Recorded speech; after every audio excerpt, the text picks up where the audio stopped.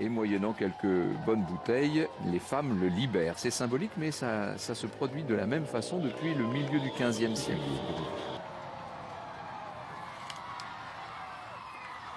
4 coureurs à l'avant, 4 coureurs qui se sont dégagés dès le premier kilomètre. Ça a été le premier attaquant, donc c'est bien son objectif aujourd'hui, essayer de prendre des points pour ce Grand Prix de la montagne. Attention quand même, il y a un Américain dans le lot. Et oui, et c'est Taylor Phinney, un garçon qui va vite au sprint, hein, avec son grand gabarit. C'est un garçon puissant, Taylor Phinney. Johan Fredo ne pourra pas jouer ce point, et c'est Taylor Phinney qui va passer en tête au sommet de la côte de Grafenberg. Premier moment fort de cette étape, un point pour Taylor Phinney qui passe en tête devant Laurent Pichon. Je crois qu'on annonce l'abandon de Luke Dorbridge. Dorbridge, il est tombé hier, Une entorse. Il s'est fait mal, une entorse lui aussi à la cheville. En tête, on va quand même se jouer le sprint avec Taylor Phinney qui veut tout, les points de la montagne et les points du maillot vert également. Oui, mais là il va devoir supporter Thomas Bouda qui va lui disputer le sprint et qui va passer devant. Thomas Bouda devant Taylor Phinney, c'est Thomas Bouda qui prend les combien 25 points, c'est ça 20 points, 20 points, pardon. 20 points, 17, 15 et 13 et il y aura 11 points attribués à celui qui remportera le sprint. Marcel Kittel est là, Matthews. À moins de 500 mètres maintenant. Cavendish aussi. Allez, c'est parti avec Sonny Colbrelli, Alexander Christophe dans sa roue, Peter Sagan en 3e position.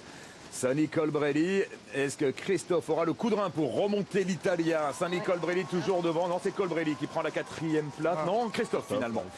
Christophe qui prend la 5e place donc de ce sprint. On va revoir la chute ici, oui. Un coureur de Katusha qui glisse de la roue avant et derrière évidemment, vous voyez c'est un goulet, hein.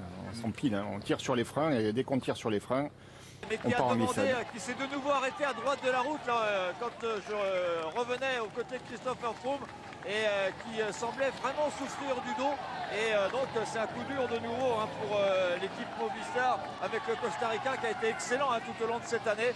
C'est tendu, je peux vous dire que c'est tendu dans les voitures et j'essaye d'apercevoir, alors je suis un peu loin, mais voilà Christopher Froome qui je crois va rentrer maintenant, arrive à l'arrière du peloton. Hein. Alors qu'au sommet de la côte d'Oyne, c'est Taylor Phinney qui passe en tête devant Laurent Pichon qui est un petit peu plus au sud du côté de la côte de la Roche-au-Faucon de Saint-Nicolas. Philippe Gilbert de la Quick Step. Pour protéger Nairo Quintana, bien sûr. Voilà la banderole indiquant donc les 10 derniers kilomètres pour les deux hommes de tête. Et toujours ce suspense, pour l'instant, avantage aux deux échappés qui sont bien sûr au maximum, hein, qui ne peuvent pas se permettre d'en garder sous la pédale.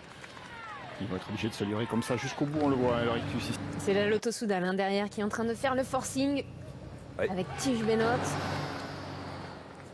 Voilà. L'équipe Sunweb également pour Michael Matthews. Et Nasser Bouhanni bien placé également dans la roue de Peter Sagan. Sagan dans la roue de Christophe Laporte. Dans quelques instants, le sprint André Greipel. Arnaud Desmar qui est dans la roue d'André Greipel. Ça joue les coudes.